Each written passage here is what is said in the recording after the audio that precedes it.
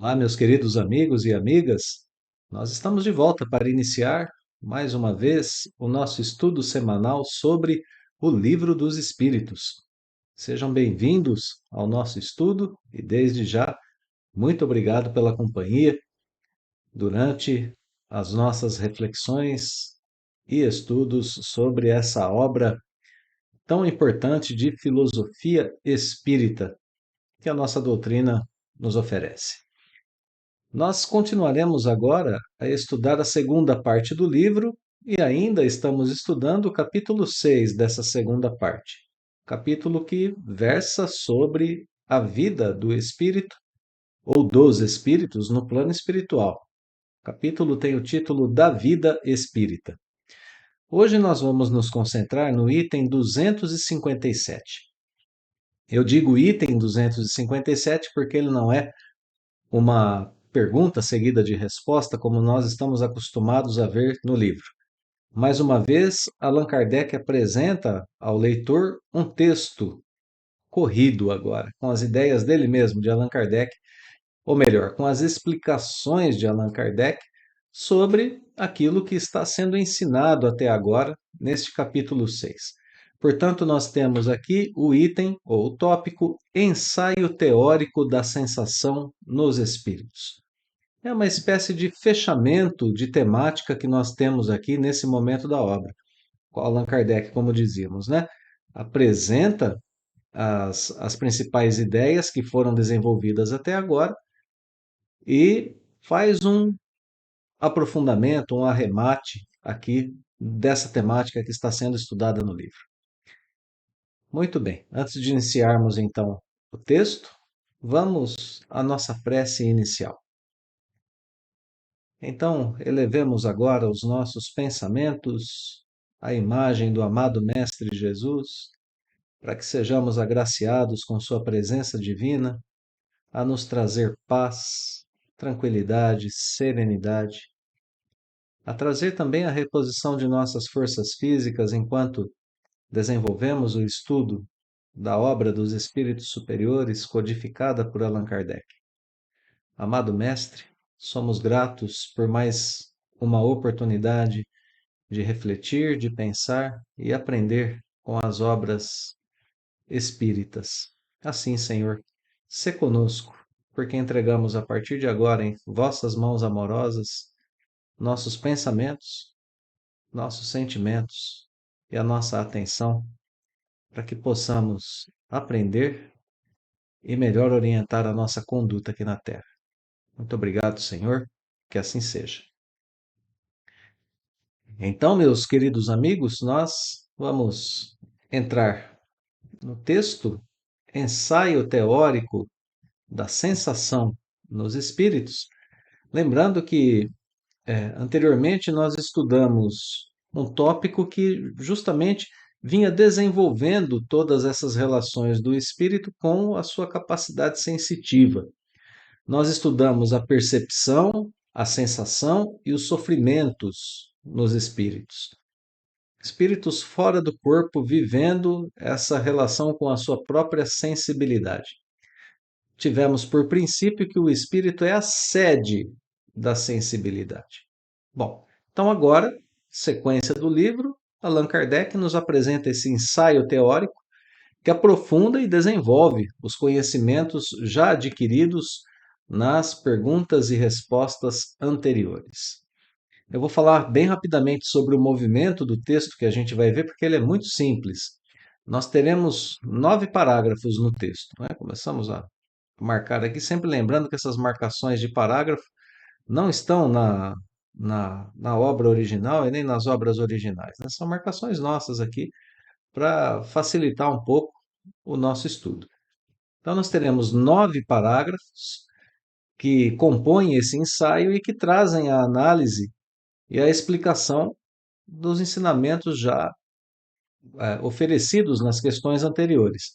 Nós teremos, portanto, aprofundamento do tema a partir da explicação agora de um elemento novo, o perispírito. Esse é o movimento do nosso texto. Repito, né? Ele vai apresentar análise e explicação de ensinamentos anteriores, Só que agora ele coloca um elemento novo, um elemento que vai ser que o nosso referencial é o perispírito. Através do perispírito a gente vai ter explicações mais profundas sobre aquilo que a gente já viu. Bom, agora então o perispírito entra mesmo com um papel importante nessa explicação, mas sem que nós esqueçamos que a sede das sensações permanece sendo sempre o espírito imortal. Então, esse elemento novo, né, o perispírito, vem para nos colocar aí um pouco mais de luz sobre a questão. Bem, vamos pensar um pouquinho sobre esse título? Ensaio teórico da sensação nos espíritos. Ensaio teórico. Essa obra, como dizíamos há pouco, é uma obra de filosofia espiritualista, e como nós já abordamos algumas vezes aqui durante o nosso estudo, aqueles que nos acompanham desde o início vão lembrar que dizíamos, né, logo no primeiro, no segundo estudo, e depois desenvolvemos a ideia por algumas vezes, de que a filosofia espiritualista, posta aqui no Livro dos Espíritos, não é exatamente como uma filosofia tem as suas diferenças em relação à filosofia terrena.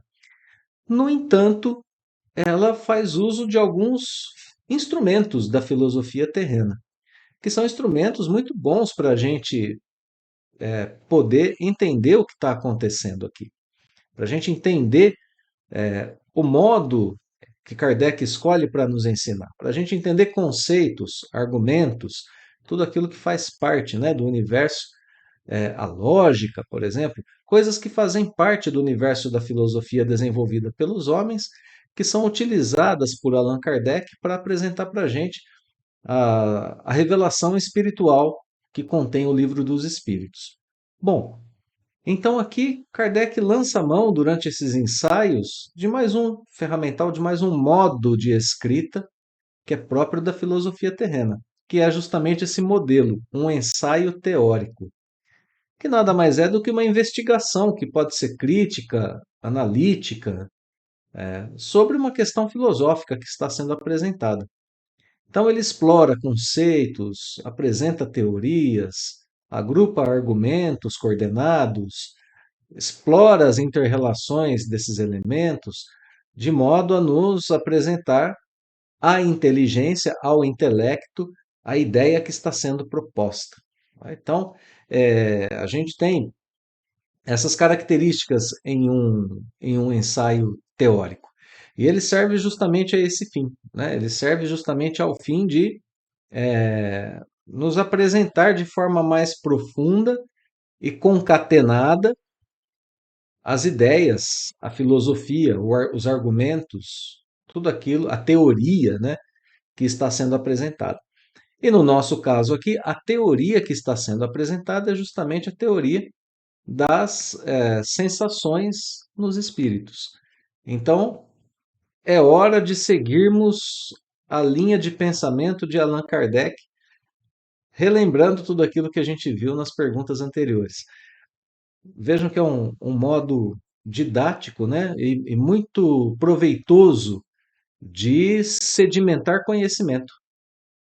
Uma discussão de perguntas e respostas, discussão no bom sentido, né, que vem seguida por explicações concatenadas, com argumentos bem organizados, com um novo elemento, como é o nosso caso aqui, né, o perispírito entrando como uma chave de explicação para aquilo que já foi proposto. Então a gente tem aqui um desenvolvimento muito interessante para a gente seguir, e a partir de agora a gente vai fazer isso com esses 9 parágrafos de Allan Kardec. Vamos lá então. Parágrafo 1, parágrafo primeiro. Vamos seguindo aqui a, a sequência do parágrafo, né? Olha a primeira coisa que Allan Kardec escreve, a primeira frase, né, que ele escreve no seu ensaio, logo após as duas últimas questões que eu vou fazer questão de voltar aqui na tela para a gente relembrar um pouquinho. Questões 255 e 256. Kardec perguntou sobre a natureza do sofrimento de um espírito e depois Ele perguntou de onde vem a sensação de frio e calor, já que o espírito não tem mais corpo. Então, sensações que o espírito ainda sente no plano espiritual, sofrimento, e sensação no grau mais básico, né, que a gente possa pensar, frio ou calor. Aqui, né, levando em consideração sempre aquela diferença que a gente fez entre sensação e percepção, entre uma sensação e um sofrimento, que a gente já explorou em estudos anteriores. Então, só para a gente relembrar, né? Olha lá, Kardec propõe essas duas questões que contém essa diferenciação didática que a gente fez. E aí, quando ele começa o seu ensaio teórico, ele que estava falando sobre sofrimento dos espíritos, a primeira coisa que ele nos diz é uma afirmação orientando o restante do nosso estudo, né? Fazendo com que a gente lembre do que já foi estudado e orientando o que vem daqui por diante. A afirmação é essa que nós estamos destacando aí. O corpo é o instrumento da dor. O corpo é o instrumento da dor. Kardec escolhe estrategicamente a dor para começar o seu ensaio teórico. Ele não começa pelas sensações de alegria, de prazer, de frio, de fome. Não. Ele começa pela dor e diz o seguinte: só o corpo, por enquanto, aqui, como a gente está vendo, é o seu instrumento. Dor vem através do corpo. E para começar o desenvolvimento das ideias que vêm na sequência, para a gente entender esse complexo que é um espírito encarnado e o que acontece com as suas sensações quando ele está fora da matéria, Kardec coloca uma outra frase extremamente importante para esse estudo de hoje. Ele diz o seguinte: se não é causa primária desta, é pelo menos causa imediata. Então, muito bem. Vamos pensar agora na união dessas duas frases, porque a partir de agora a gente é obrigado a desenvolver um entendimento sobre isso que está sendo é, afirmado aqui por Allan Kardec, obviamente com base nos ensinamentos que foram dados anteriormente. Então vamos lá. Corpo é instrumento da dor. Se ele não é a causa primária da dor, ele é pelo menos a causa imediata. Então o que Kardec está nos dizendo? É através do corpo que nós temos a sensação da dor. Corpo é a causa da dor. Mas na sequência ele faz uma diferença entre dois tipos de causa. Ele fala em causa primária e causa imediata. Então ele diz para a gente, se o corpo não é a causa primária, ele é pelo menos a causa imediata. É um vocabulário filosófico que ele está usando aqui. É um vocabulário próprio da filosofia. Próprio para se identificar origem causal, né? Ou cadeia causal. Causa e efeito. O que eu tenho como causa e o que eu tenho como efeito. Para diversas coisas. Né? Para a gente lembrar um pouquinho, refrescar a memória, causa primária de todas as coisas, para a doutrina espírita, Deus. Deus é causa primária de todas as coisas. Então, se a gente for procurar causa da existência em geral, é Deus. Então, isso é uma causa primária. Origem ou fonte primeira de algo. Origem ou fonte primeira. Agora, já uma causa imediata não é. A causa imediata pode não ser uma causa primária, uma causa primeira, uma fonte primeira de algo. Ela pode ser apenas a causa mais próxima, a causa mais diretamente responsável por algo. Bom, posso citar um exemplo assim que pode conter alguns problemas, mas vamos ficar na simplicidade do que eu vou dizer agora para a gente não precisar afundar e não nos perdermos, não precisarmos aprofundar, perdão, e não nos perdermos nesse aprofundamento, né, de ideias. Só um exemplo geral para a gente entender um pouco. A causa imediata, uma, né, das causas imediatas de eu estar vivo nesse momento, de eu poder dizer estou vivo, é o meu coração pulsante. Meu coração batendo diz que eu estou vivo. Meu coração bate. Ele é causa imediata, porque se ele parar de bater, certamente a vida no meu corpo vai cessar. Então, essa é a causa imediata, é uma causa mais direta, causa que está aqui presente nesse instante.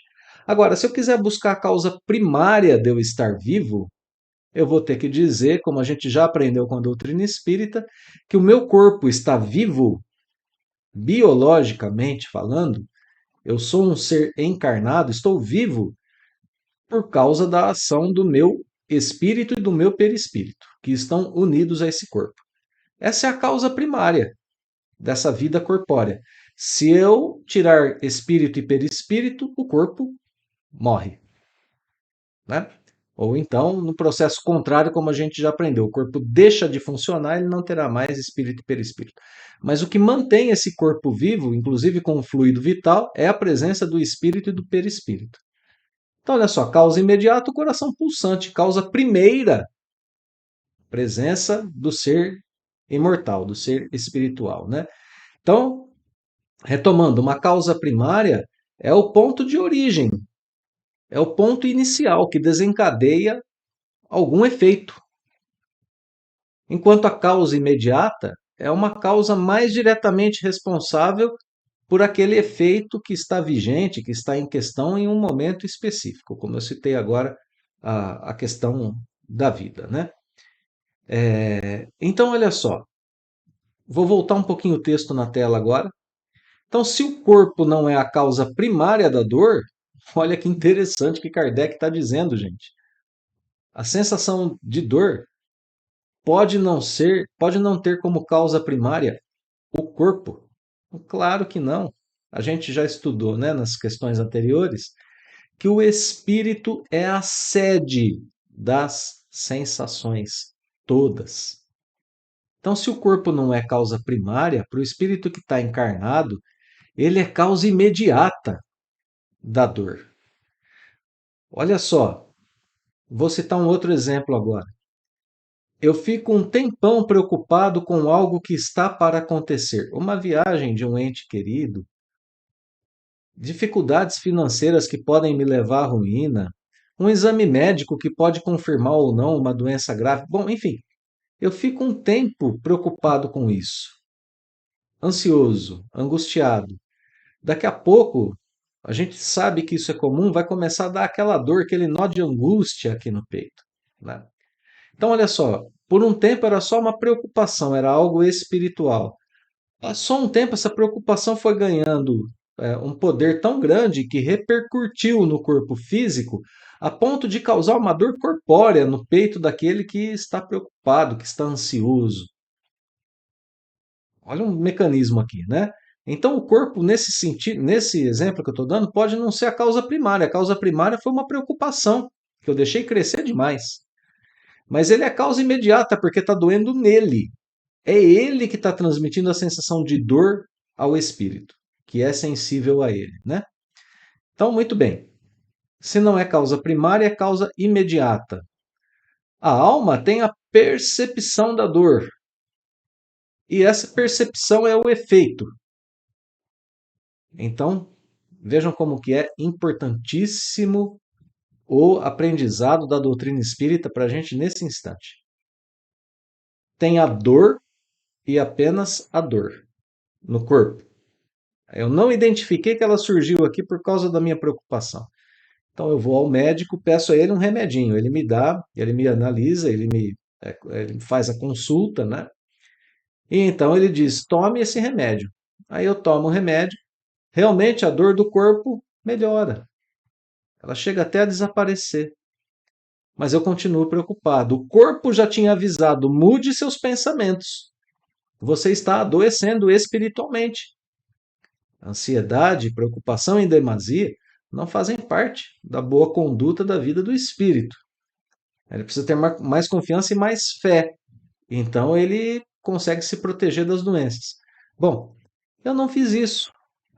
Eu não passei por esse caminho de perceber a dor. Ou seja, de analisar a dor para além da sensação. Eu tenho uma dor aqui, de onde ela veio? Ué, eu não bati meu peito em lugar nenhum. Não tive nenhum tipo de lesão. O médico fez exames, não há fratura, não tem nada que, né, corporeamente possa ser uma causa imediata dessa dor. Então, por que será que ela está acontecendo? Aí sim, eu vou fazer uso do remédio. Claro que o médico passou esse remédio, vou fazer uso dele, porque ele faz parte do tratamento do corpo. Mas se a gente só fizer o uso do remédio sem termos uma boa percepção da dor, aí então a gente perde o lado do tratamento espiritual. Então vejam que a percepção pode ser uma percepção boa, profunda, consciente, ou uma percepção que é apenas um efeito. O espírito percebe, sente a dor, vai ao médico e pede para curá-la e some. Né? Então, olha só como que a percepção tem níveis, né? Ela tem níveis. Então, percepção é o efeito, e do efeito cuidamos nós. Do efeito, quem cuida é a consciência do espírito. Isso é importantíssimo para a gente entender tudo que vem na sequência. Notemos, né? Eu estou segurando um pouquinho mais aqui no primeiro parágrafo para a gente relembrar de coisas que já estudamos e para a gente aprofundar essas coisas agora em outros termos, que é justamente o que Kardec está fazendo, né? Então vamos lá, vamos seguir um pouquinho. Estamos trabalhando agora com os conceitos de causa e efeito em relação à sensação nos espíritos. É algo espetacular feito por Allan Kardec. É um estudo de extrema profundidade que traz consequências para nós do quilate dessa consequência que eu acabei de trazer agora. Olha que valor tem isso para a gente saber que as dores do corpo identificam coisas que precisam ser tratadas pelo espírito. Esse é um conhecimento de extremo valor para a raça humana. Não podemos abrir mão disso, né? Quem espírita que tem que fazer autoconhecimento e autorreforma, presta atenção no seu corpo e questiona por que sente essas dores e faz delas uma percepção analítica profunda, proveitosa. E aí ele progride. Vamos em frente. A lembrança que da dor a alma conserva pode ser muito penosa, mas não pode ter ação física. Então, olha só. Primeiramente, Kardec fala sobre o corpo. Na sequência, ele cita aquilo que a gente já aprendeu. A alma conheceu a dor. Leva esse conhecimento, essa lembrança ao plano espiritual. Por isso, ela pode ser penosa do lado de lá. Mas essa dor que o espírito sente lá não tem ação física.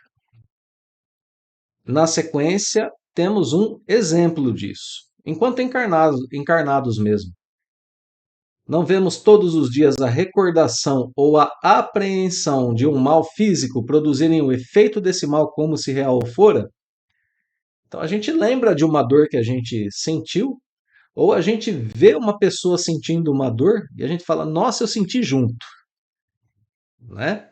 Então acontece bastante com a gente aqui na Terra esse tipo de situação. Isso é uma prova de que a lembrança de uma dor, a lembrança de uma sensação, pode provocar em nós, ainda encarnados, sensação parecida.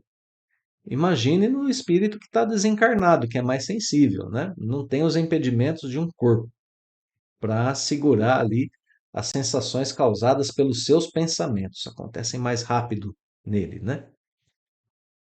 Então, tendo explicado isso, o próximo passo desse parágrafo é apresentar o elemento novo do estudo.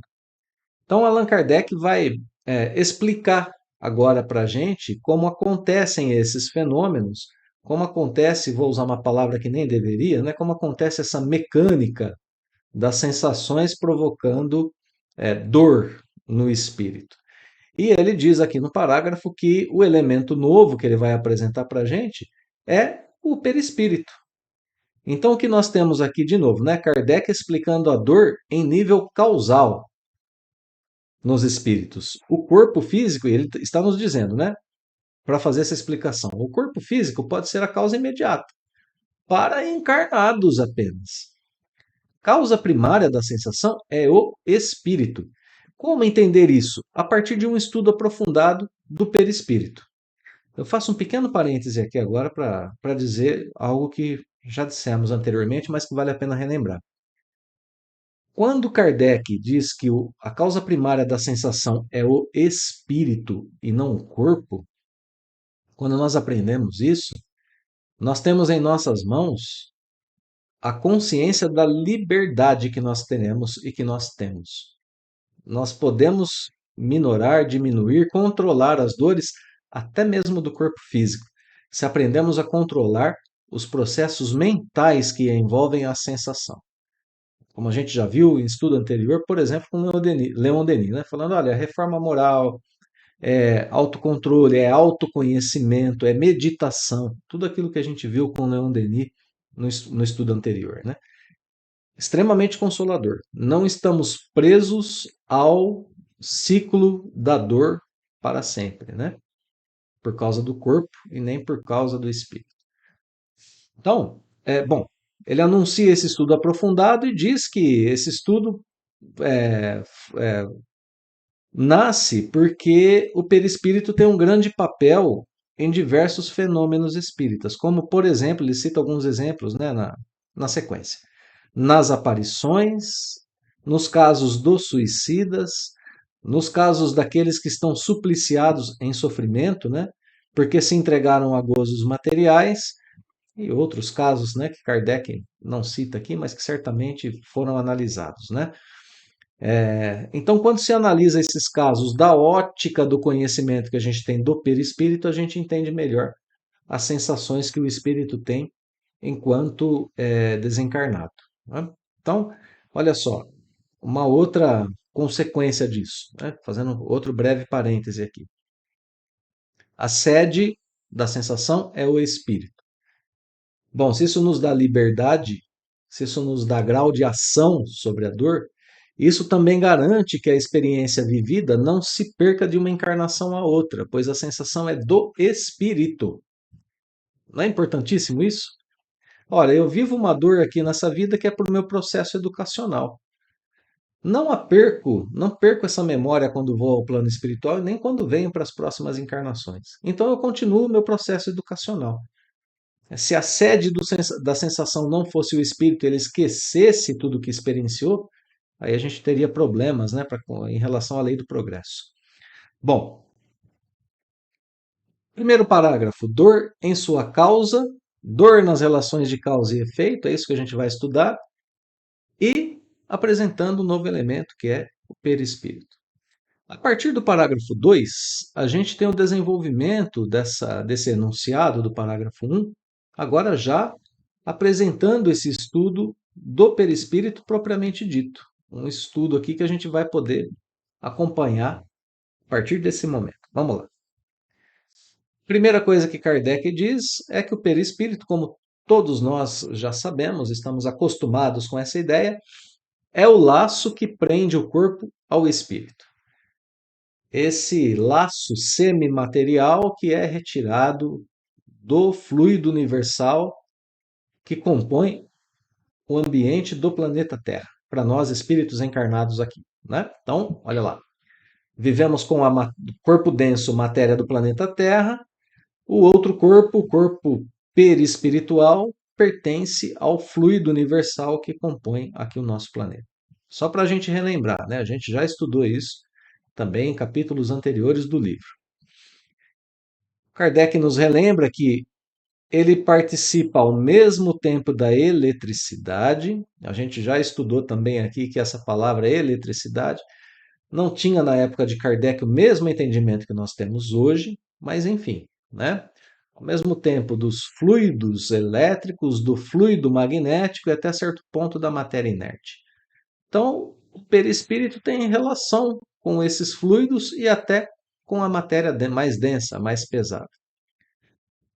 Toda essa primeira passagem é Kardec nos relembrando, né, princípios que a gente já viu em relação ao perispírito. Ele é a quintessência da matéria, uma matéria mais sutil, menos densa, mais apurada, né? Bom, é o princípio da vida orgânica. Olha aqui, ó. Várias definições do perispírito, né? Princípio da vida orgânica enquanto fluido vital, como a gente já viu. Mas não é o princípio da vida intelectual. O princípio da vida intelectual é o espírito. Vida intelectual é do espírito.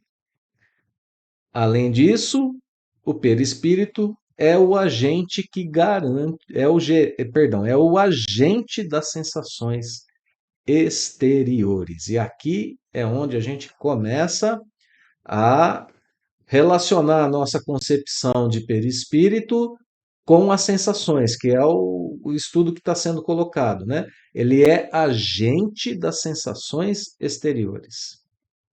E na sequência, Kardec coloca uma explicação que vai trazer para a gente a diferença das sensações para o espírito que está no corpo físico e para o espírito que está fora. Olha lá. No corpo, os órgãos servindo de condutos localizam essas sensações. Como assim? Eu estou sentindo, por exemplo, um desconforto no meu estômago. Eu sei onde está a sensação. A sensação está ali no estômago. É aquele lugar que está com uma sensação ruim, uma sensação de dor. A dor está localizada em um órgão. É ele que transmite a sensação ao perispírito num primeiro momento. E depois, este, por sua vez, transfere essa sensação ao espírito que percebe de verdade, né? Bom, destruído o corpo, elas se tornam gerais. Mais um ensinamento que a gente já teve. Quando a gente não tem mais o corpo físico, corpo denso, a sensação não está mais em um órgão específico, porque deixando o corpo, nós só temos um órgão, se a gente quiser pensar assim, que é o perispírito. O perispírito não tem estômago, não tem rins, não tem coração, não tem pulmões, não tem cérebro, não tem esses órgãos. Ele é um só órgão, ele é uma vestimenta que está ali junto com o espírito, né? Que dá forma ao espírito, se a gente quiser pensar assim. Então a gente tem um órgão só, por isso a sensação se torna uma sensação geral. Não tem mais um órgão a transmitir, né, a dor. Bom, então por isso muitas vezes os espíritos dizem, né, ou não dizem que sofrem mais da cabeça do que dos pés e assim por diante. E agora outro comentário de Kardec na sequência que é de suma importância para a gente. Não podemos confundir as sensações do perispírito com as do corpo. Não podemos confundir essas sensações. Notemos que elas são diferentes. Já foi dito, no corpo tem sede localizada, tem órgão localizado. No perispírito, não. Então, sensações do perispírito só podem ser usadas como comparação e não como analogia. Novamente, a gente é obrigado a pensar em termos filosóficos. Uma comparação destaca semelhanças e diferenças diretas entre dois ou mais elementos. É isso que é uma comparação. Tenho duas coisas, comparo suas diferenças e semelhanças. Digo que tem de igual e diferente entre essas duas coisas. No nosso caso, corpo físico e perispírito. Os dois têm sensações. Quais são as semelhanças? A sensação está nos dois. Qual é a diferença? No corpo está localizada, no perispírito não. A gente não pode usar por analogia. O que é uma analogia?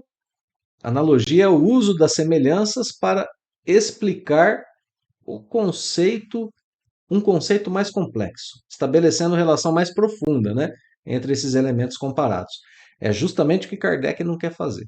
Ele não quer estabelecer relação profunda entre a sensação do corpo e do perispírito. Não, ele quer só fazer uma comparação. É. Na sequência, continua a explicação. Olha lá. Ó. Quando está liberto do corpo, o espírito pode sofrer, mas esse sofrimento não é corporal. Embora muitas vezes não seja, olha lá, exclusivamente moral, como remorso, por exemplo, pois que ele se queixa de frio e calor, como a gente viu na, na questão, na última questão, né, do item anterior. Então aqui a gente tem uma espécie de conclusão aqui de explicação geral sobre a questão da dor nos espíritos, né? Aqui, ó, conclusão. A dor que esses espíritos sentem não pode ser física. É um vago sentimento íntimo. É um sentimento íntimo. Às vezes nem o próprio espírito compreende bem aquilo que ele está sentindo, principalmente se ele for muito materializado, né? Justamente porque a dor não está localizada e porque não é produzida por agentes exteriores, como fogo, o gelo, por exemplo, para falar de calor e frio, né? Olha lá, é mais uma reminiscência, uma memória do que uma realidade. Mas ela é igualmente penosa, igualmente dolorida. Bom, vamos parar por aqui, por enquanto, para a gente poder pensar no seguinte. Então, aqui a gente tem essa conclusão da explicação da dor, é mais por reminiscência, é mais por memória, por experiência, sem estar localizada, e assim o espírito diz mesmo que sente dor e de fato sente dor, desconforto. A dor para ele, aqui no caso, é a memória de uma sensação, é uma percepção de algo que está incomodando. Então, olha que interessante, se a gente somar isso à concepção que o espírito faz sobre os motivos da dor, aí a gente tem graus diferentes de sofrimento, graus diferentes de dor que podem ser experienciados no plano espiritual. Então, olha lá, o espírito a maior parte do tempo, meus amigos, vamos pensar no seguinte, para a gente poder exemplificar isso com algo que toca diretamente o espírito, né? Quando nos sentimos magoados, a gente se sente magoado por um evento que aconteceu, um fenômeno, um evento, uma circunstância das nossas vidas. Por exemplo, né? Vou citar um exemplo assim, bem trivial, bem banal. Caiu, eu parei meu carro debaixo de uma árvore e caiu um coco dessa árvore em cima do meu carro. Estragou o carro. Eu me sinto profundamente magoado com isso. Eu me sinto profundamente prejudicado. Então, ou a gente sente mágoa por uma circunstância dessas da vida, ou pela ação de uma pessoa. Aí a gente fica magoado com uma pessoa. A gente está numa roda de conversas e a pessoa expõe algo que nós não gostaríamos que ela expusesse. Por exemplo. E aí a gente se sente magoado. Bom, se a gente analisar a questão da nossa mágoa de forma profunda e sincera, a gente vai descobrir que a gente só se sente magoado de fato, né, de verdade, assim, magoados mesmo, quando nós nos julgamos como não merecedores daquilo que aconteceu. O que eu fiz para esse coco cair em cima do meu carro? Bom, a princípio, né, causa imediata, o que eu fiz? Estacionei meu carro debaixo da árvore, né? Por isso caiu. Poderia tanto cair quanto não cair, né? Olha a causa imediata aí, né? Do coco caindo em cima do carro. Agora, a causa primária da minha mágoa não é o fato de eu ter estacionado o carro lá e nem do coco ter caído. A causa primária é a minha concepção de vida. Eu entendo que não sou merecedor daquele evento. Eu entendo que não sou merecedor, sou uma vítima da outra pessoa ou das outras pessoas. E assim as julgo culpadas daquilo que aconteceu comigo. Então, quando a gente junta a memória da dor, a memória do evento, mais a concepção de vida, a gente pode ter graus de sofrimento que são graus superlativos para o espírito, graus assim de sofrimento que a gente não precisa passar, a gente não precisa viver. Então, muito cuidado, inclusive, com aquelas pessoas que a gente narra esse tipo de evento e a pessoa concorda com a gente, né? Olha só, eu não merecia o que fulano fez para mim. A pessoa, você tem razão, você não merecia mesmo. Fulano foi injusto. É uma injustiça que a pessoa está endossando. Ela está contribuindo para com a nossa concepção de vida e a gente com isso reforça o nosso pensamento, renova a nossa dor, aumenta o sofrer.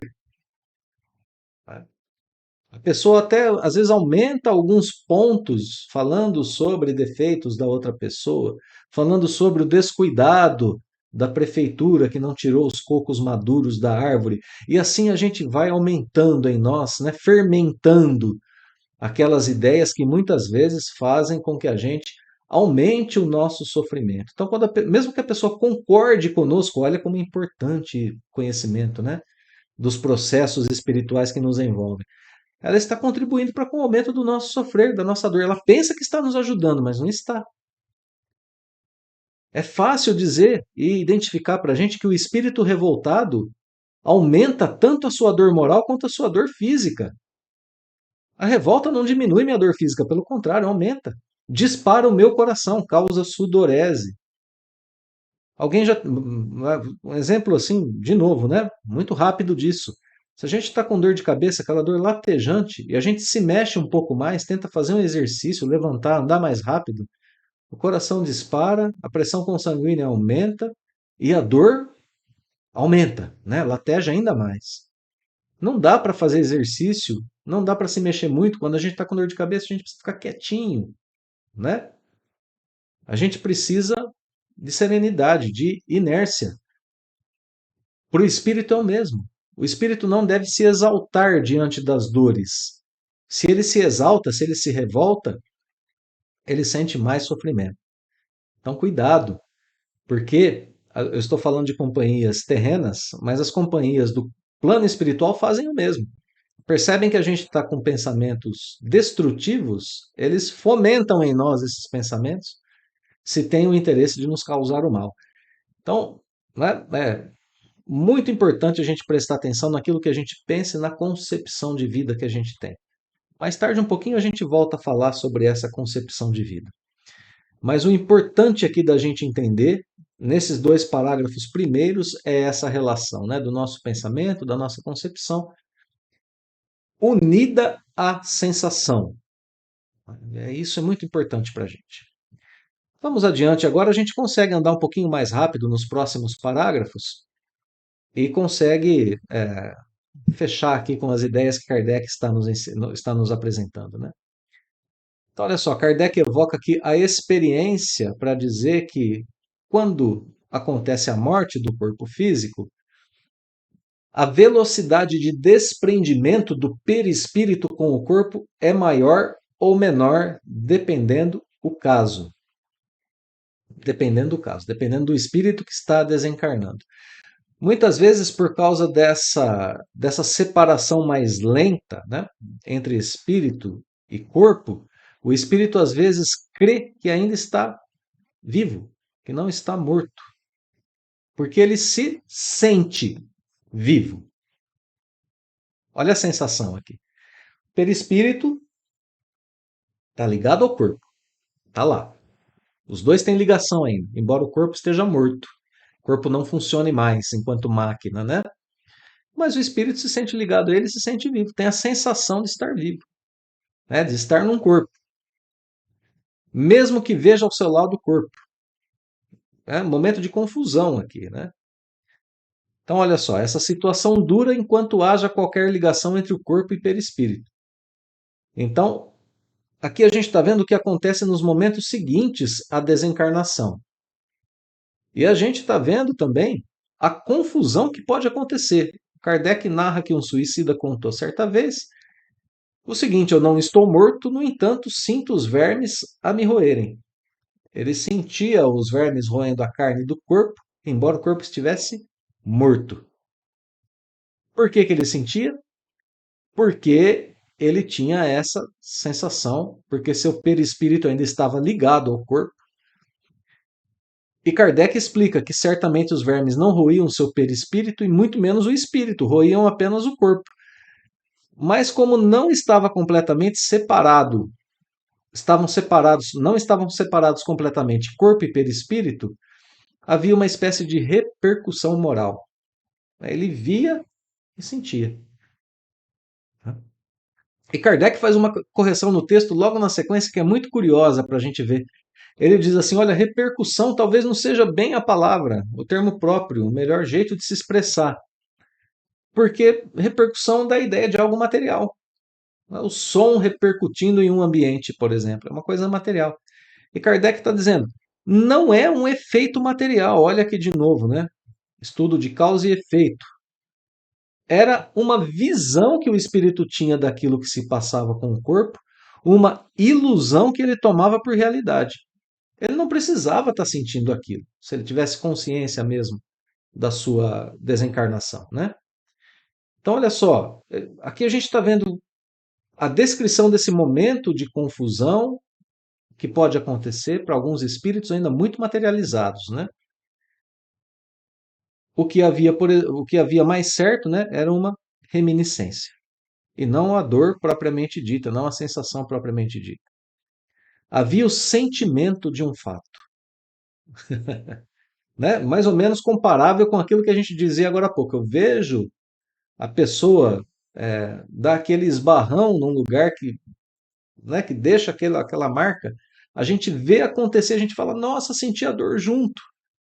Mais ou menos isso, né? A gente sabe o que está acontecendo e, portanto, isso causa em nós um sentimento. Então, aqui é a explicação do fenômeno logo depois da desencarnação. Vamos para o parágrafo seguinte, porque aqui a gente tem um mecanismo já sendo explicado, né? Basta a consciência junto da experiência de uma dor para que o espírito a sinta. Está consciente do que está acontecendo ali, dos vermezinhos roendo, ele tem a experiência da dor que aquilo pode causar e, portanto, sente. Porque se acha encarnado, porque pensa que está no corpo ainda, enquanto não está. Okay? O mecanismo aqui está explicado. Durante a vida, muda, né? Aqui a explicação um pouquinho. Durante a vida, o corpo recebe impressões exteriores e a transmite ao espírito por intermédio do perispírito. Mecanismo explicado aqui. Mecanismo explicado, né? O perispírito que constitui provavelmente aquilo que Kardec chama de fluido nervoso.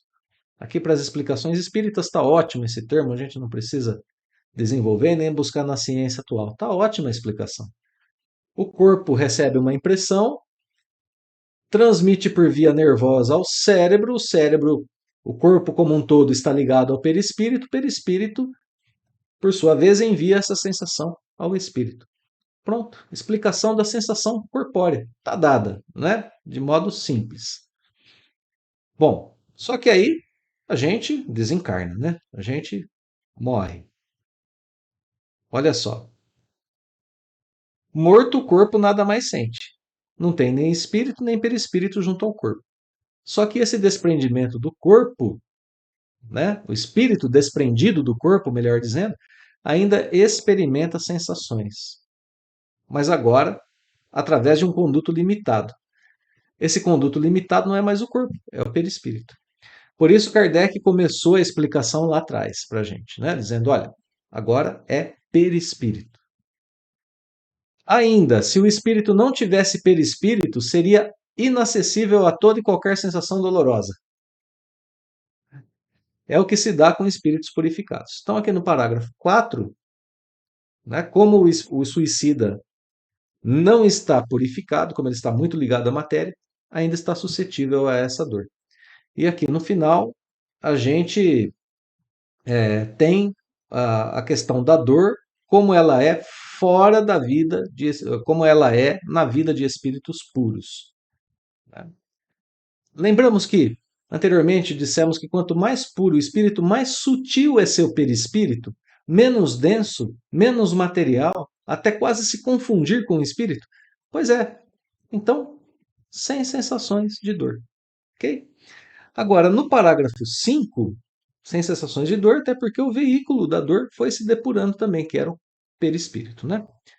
Agora, no parágrafo de número 5, a gente tem um movimento muito interessante porque Kardec coloca um problema.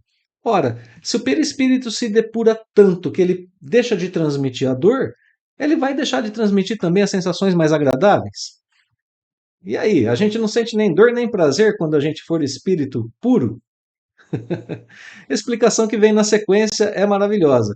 Isso de fato vai acontecer com relação aos prazeres que a gente sente, que são prazeres materiais, prazeres que vêm por influência da matéria. De fato, isso vai acontecer. Olha o exemplo na sequência. O perfume das nossas flores nenhuma impressão causam em espíritos superiores. Não. Para a gente é agradável, né? Para a maioria das pessoas, se ela não tiver uma alergia, né, do pólen e tudo mais. Enfim, para algumas pessoas é agradável o cheiro, o perfume das flores. Para espíritos superiores, elas não causam essa impressão.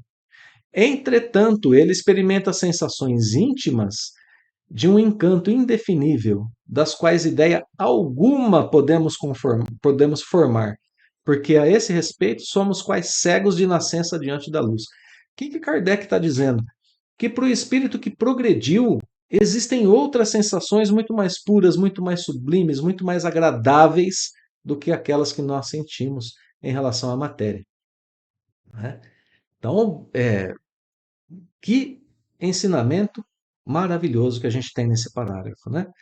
Os próprios espíritos nada nos podem informar sobre isso, por inadequada a nossa linguagem a exprimir ideias que não possuímos.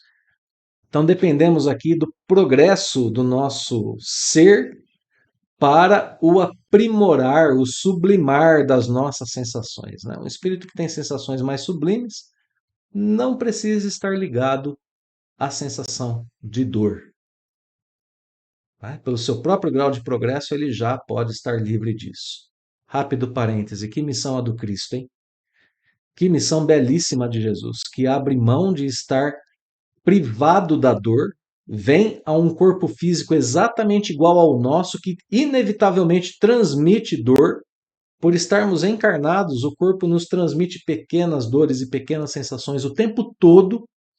Jesus abre mão do seu nível celestial para estar conosco, nos ensinando a atravessar a dor em serenidade e em sabedoria, e em cumprimento das leis celestiais. Que espírito é esse?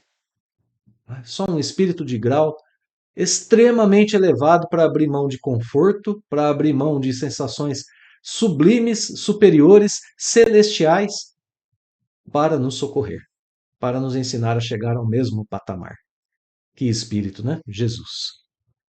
Vamos em frente, amigos. Parágrafo 6. Kardec explora um pouquinho a diferença entre esses espíritos mais elevados e nós. Eles são inacessíveis às impressões da matéria, né? Da matéria tal qual nós conhecemos.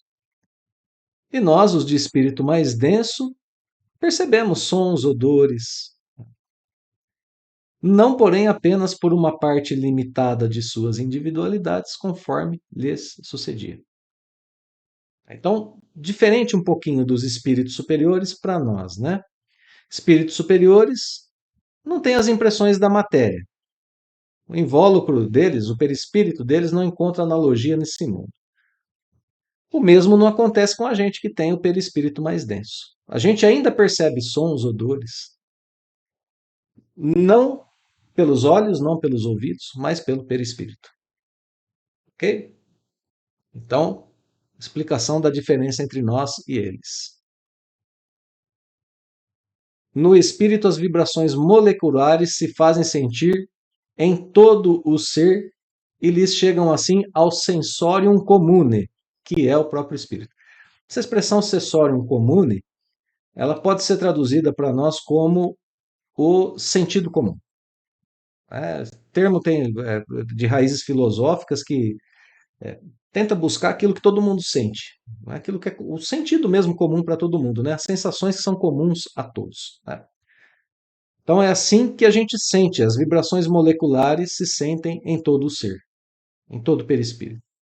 Embora de modo diverso, talvez também dando uma impressão diferente que lhe modifica a percepção. Então a percepção para o espírito desencarnado é diferente da do encarnado. Ouve o som da nossa voz. Entanto, nos compreendem sem o auxílio da palavra, somente pela transmissão do pensamento. Olha aqui um exemplo que Kardec dá, né? Em relação à visão, não dependem da luz para ver. Pronto. É assim que é diferente a percepção, a sensação entre encarnados e desencarnados do nosso grau evolutivo. Então, aqui nesse parágrafo, né, o espírito está sendo explicado justamente isso, que o espírito tem em si a faculdade de todas as sensações, sem precisar de órgãos específicos. Então, na vida extracorpórea, esses sentidos vão se melhorando, né? Porque o espírito está livre das limitações da matéria. Então, esse parágrafo explica as diferenças de sensações entre os espíritos desencarnados e entre encarnados e desencarnados. Vejamos, né? A gente está passando um pouquinho mais rápido por esses parágrafos, porque esses conhecimentos já foram, de certa forma, tratados anteriormente, e aqui estão sendo um pouquinho mais detalhados, né? A gente está procurando os detalhamentos, esses detalhes, e está procurando aprofundar na medida do possível. Vamos lá aos parágrafos finais. Voltando a falar do perispírito, né, ou melhor, continuando a falar do perispírito, que é a origem do ambiente em que o espírito está, no mundo em que ele está, como dizíamos há pouco, do planeta Terra, no nosso caso, né? Ao passarem de um mundo ao outro, eles mudam o envoltório como a gente muda de roupa. Então, quando esses espíritos vêm nos visitar de outros mundos, né, vêm para cá, os mais elevados se revestem do nosso perispírito terrestre. Então, suas percepções se produzem como nos espíritos daqui do planeta Terra. Por isso falávamos de Jesus agora há pouco, né? Então, essa percepção, né, do que o Cristo fez por nós e continua fazendo é algo importante para nós espíritas, para a gente poder continuar nos orientando, né? Todos, porém, assim os inferiores como os superiores não ouvem nem sentem senão o que queiram ouvir ou sentir. E essa aqui é uma passagem essencial do nosso estudo de hoje. Porque agora a sensação está mais claramente submetida à vontade do espírito. O espírito escolhe a sensação que ele vai viver. Quanto mais depurado, mais ele pode escolher. Com uma só exceção: ouvir os conselhos dos bons espíritos. Isso para o nosso grau evolutivo, né? Essa a gente não consegue se privar. A gente vai ouvir, não tem jeito. A gente vai intuir, vai estar conosco as boas intuições. Se a gente escolher não levar em consideração é outra coisa, mas sentir essa boa é, instrução, isso a gente não pode escolher. Espíritos do nosso grau, né? Então, só essa exceção. Bom, Kardec volta a falar da questão da visão. A vista é sempre ativa. Mas os espíritos podem se fazer invisíveis uns aos outros conforme a categoria que ocupem, né? Espíritos superiores se tornam invisíveis a inferiores se assim o quiserem. O contrário não acontece. Quanto mais superior, mais ele pode ver a todos, mesmo que esses não queiram ser vistos, né? Então, um pouquinho aqui do que acontece no plano espiritual. Agora, meus amigos, para a gente encerrar esse parágrafo, Kardec volta a falar sobre a morte nele, né? Nos primeiros instantes da morte, a visão do espírito está sempre turbada e confusa. Então, processo que acontece conosco, um pouquinho de confusão até que a gente volte a ter sensações mais claras no plano espiritual, né? Olha que a sensação se aclara à medida que ele se desprende da matéria. Bom, quanto à extensão da visão, quanto ela pode ver, aí então isso depende também do grau de elevação do espírito. Muito bem. Fechando aqui o estudo dessa parte do Evangelho, no parágrafo 8, Allan Kardec vai fazer uma consideração sobre o sofrimento, né? Ele já está encaminhando aqui seus argumentos finais, tendo apresentado a teoria, né, do que acontece e como acontece, fazendo comparações, né? Espíritos encarnados, desencarnados, superiores, inferiores, grau de ação das sensações, né? Colocando a sensação sobre o domínio da vontade para nós o tempo todo. A gente pode começar esse treinamento em nossas vidas assim que a gente queira, né? Tratando a nossa concepção de vida, aquilo que acontece conosco. Então, aqui no parágrafo 8, uma consideração sobre o sofrimento. Ele dizia, Kardec diz o seguinte, né? A gente pensava que quando a gente tivesse desencarnado, nós não teríamos mais dor, porque a gente não teria mais corpo, né? Não mais sofreríamos. Desta ou daquela forma será sempre sofrimento. Encarnado ou desencarnado, será sempre sofrimento. Então a gente pode continuar a sofrer muito por longo tempo, mas também deixar de sofrer. Desde que a gente escolha o modo de viver a nossa vida na matéria a partir de agora, né? Como a gente já trabalhou anteriormente. E aí a gente vai ter aqui o parágrafo 9, o penúltimo parágrafo do texto, composto aí por 10 parágrafos, dizendo que os sofrimentos desse mundo independem algumas vezes de nós. Claro que independem. Muitas vezes acontecem certas circunstâncias que nos atingem. Então, não dependia de nós evitar aquele sofrimento. E aqui a análise, né, de como o sofrimento, a dor, está submetida à nossa vontade. Na maior parte do tempo, contudo, estão sim sob o registro da nossa vontade. Aquele que vivesse com sobriedade, que nada abusasse, fosse sempre simples nos gostos e modesto nos desejos, a muitas tribulações se forraria. O mesmo se dá com os espíritos.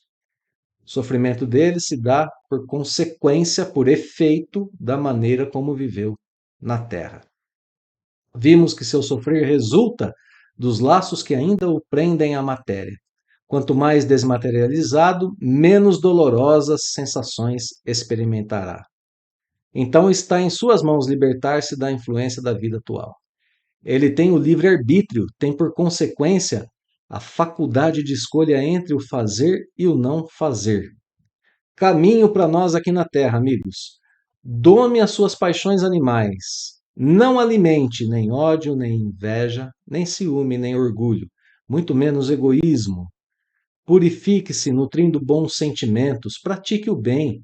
Não ligue às coisas desse mundo importância que não merecem.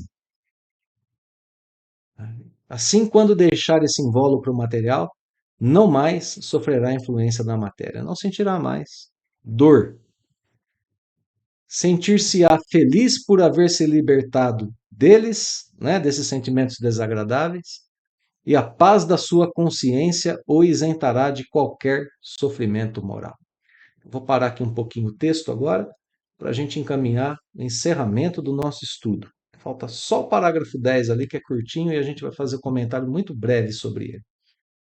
Nós temos no capítulo 5 do Evangelho segundo o Espiritismo, seus 3 primeiros itens, justiça das aflições, causas atuais e causas anteriores das aflições. O que nos dizem esses itens? Justiça das aflições. O Evangelho explica por que sofremos. Aprofundando essa ideia que Kardec colocou aqui para nós. Sofremos por conta da nossa conduta, por causa da nossa conduta. A maior parte do tempo. Claro que a vida material pode nos trazer algum revés que a gente não esperava, mas a maior parte do tempo nós sofremos por causa das nossas escolhas, por causa do mau uso do nosso livre-arbítrio. Então as nossas aflições são justas. Compreendendo isso,